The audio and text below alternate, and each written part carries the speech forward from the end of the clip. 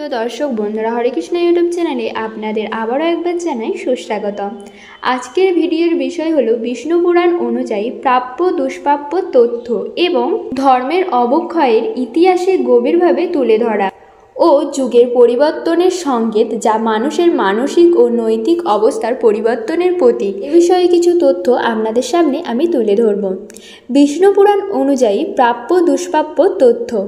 কৃষ্ণের মৃত্যু ও কলিযুগের সূচনা। বিষ্ণু পুরাণের বর্ণনায় যুগান্তরের ইতিহাস। বিষ্ণু পুরাণে কৃষ্ণের মৃত্যু ও যুগচক্রের পরিবর্তনকে একটি গাঢ় আধ্যাত্মিক ও মহাতাত্ত্বিক প্রেক্ষাপটে বিশ্লেষণ করা হয়েছে, যা হিন্দু ধর্মের অন্যতম প্রধান ধর্মগ্রন্থ হিসাবে এই পুরাণকে বিশেষ গুরুত্ব দেয়। কৃষ্ণকে বিষ্ণুর অষ্টম অবতার হিসাবে চিহ্নিত করা হয়েছে, যিনি দ্বাপর যুগের শেষ ভাগ পৃথিবীতে অবতার নিয়ে ধর্ম প্রতিষ্ঠা ও রক্ষা করেছিলেন।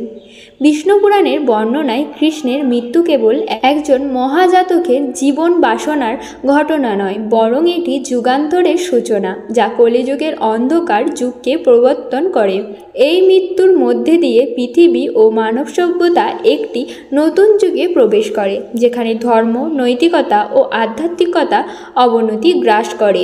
এই প্রসঙ্গে বিষ্ণু পুরাণের বর্ণনা অত্যন্ত বিস্তৃত এবং তা মানব সমাজের পরিবর্তনও ধর্মের অবক্ষয়ের ইতিহাসকে গভীরভাবে তুলে ধরা। বিষ্ণু পুরাণে কৃষ্ণের মৃত্যুর পটভূমি ও সময়কাল নির্দেশ করে দ্বাপর যুগের শেষ এবং কলিযুগের সূচনা। এতে উল্লেখ আছে, কৃষ্ণ যমুনা নদীর তীরে একটি গুহায় বিশ্রাম নিচ্ছিলেন। তখন সায়দানা নামে একজন শত্রু তার পায়ের গোড়ায় তীর ছুঁড়ে আঘাত করে। এই আঘাত কৃষ্ণের মৃত্যুর কারণ হয় এবং তার যুগের পরিবর্তনের সূচনা লক্ষণ হয়ে দাঁড়ায়। পুরাণে বলা হয়েছে, কৃষ্ণের অবসান হলে দ্বাপর যুগের শেষাংশ ঘনিয়ে আসে এবং কলিযুগের অন্ধকার আমাবস্যার মতো এসে পৃথিবীকে শ্মশানতুল্য করে তোলে।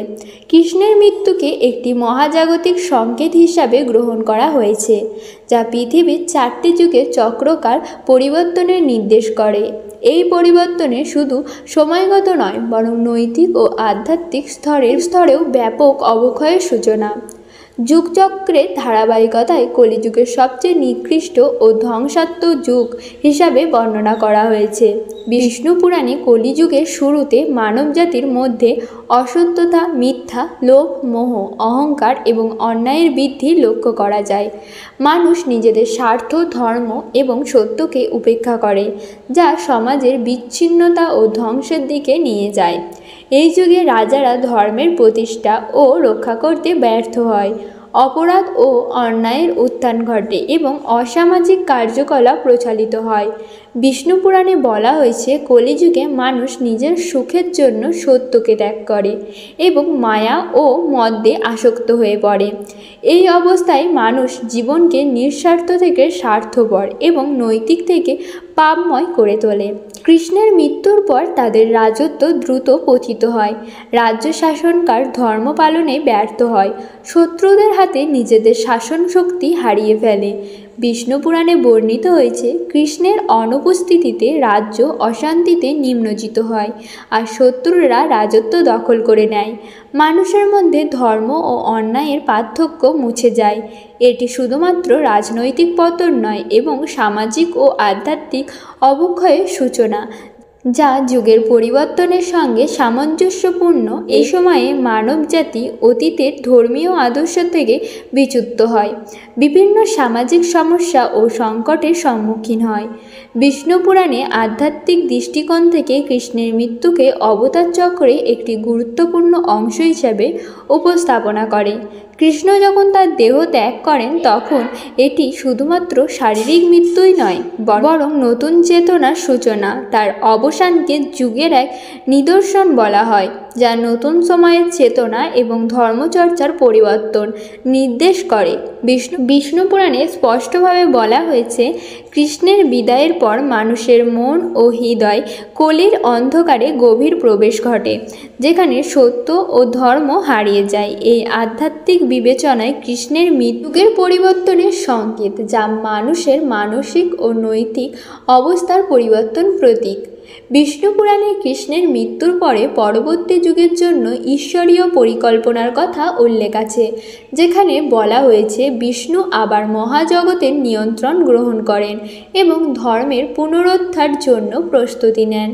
যদিও বর্তমানে কলিযুগের অন্ধকারে মানবজাতি নিম্নজিত, ভবিষ্যতে ধর্ম ও ন্যায়ের প্রতিষ্ঠার জন্য এক মহাপ্রচেষ্টা সংগঠিত হবে। এই দৃষ্টিতে কৃষ্ণের মৃত্যুকে এক ধরনের বিরতি হিসাবে দেখা যায়, যা পরবর্তী সময়ে পুনর্জাগরণের পথ তৈরি করে। কৃষ্ণের মৃত্যু ও যুগান্তরের বিষয়ে বিষ্ণু পুরাণে যে গভীর দর্শনীয় ও বস্তুনিষ্ঠ বর্ণনা প্রদান করেছেন তা হিন্দু ধর্মের যুগচক্র মতবাদের অন্যতম ভিত্তি হিসাবে বিবেচিত। এটি সময়ের গতিপথে ধর্ম ও নৈতিকতার ওঠাপড়া বুঝতে সাহায্য করে। এই পুরাণের বাণী থেকে স্পষ্ট যে কৃষ্ণের জীবন ও মৃত্যু যুগের চলাচলের অংশ এবং তা মানবজাতির ধর্মীয় ও নৈতিক অবস্থার পরিবর্তনের একটি নিদর্শন। তার মৃত্যুর মাধ্যমে দ্বাপর যুগের সূচনা হয় এবং কলিযুগের অন্ধকার বিশ্বে প্রবেশের দ্বার খুলে যায়। শেষমেশ বিষ্ণু পুরাণে বর্ণনা থেকে বোঝা যায় যে কৃষ্ণের মৃত্যু একটি মহাজাগতিক সংকেত, যা কেবল ইতিহাসের পাতা নয় বরং মানব জীবনের আধ্যাত্মিক ও সামাজিক পরিবর্তনের প্রতীক। এটি একটি যুগান্তরের সূচনা, যেখানে সত্য, ধর্ম ও নৈতিকতার অবনতি শুরু হয়। এই অবক্ষয়ের মধ্যে দিয়ে মানুষ নিজেকে পুনরুদ্ধার জন্য সংগ্রাম করবে, যা ভবিষ্যতের ধর্মীয় ও আধ্যাত্মিক পুনর্জাগরণের পথ সুগম করবে। কৃষ্ণের মৃত্যুর ফলে শুরু হওয়া কলিযুগের এই অন্ধকার যাত্রা মানব ইতিহাসে এক গভীর শিক্ষণীয় অধ্যায় হিসাবে অম্লান হয়ে থাকবে। তো বন্ধুরা, আজকের ভিডিওটি এইটুকুনি। পরবর্তী ভিডিওতে আবার আপনাদের সাথে দেখা হবে। ভিডিওটি ভালো লাগলে লাইক, কমেন্ট, শেয়ার করতে ভুলবেন না। চ্যানেলে নতুন বন্ধুরা অবশ্যই চ্যানেলটিকে সাবস্ক্রাইব করে পাশে থাকবেন। হরে কৃষ্ণ।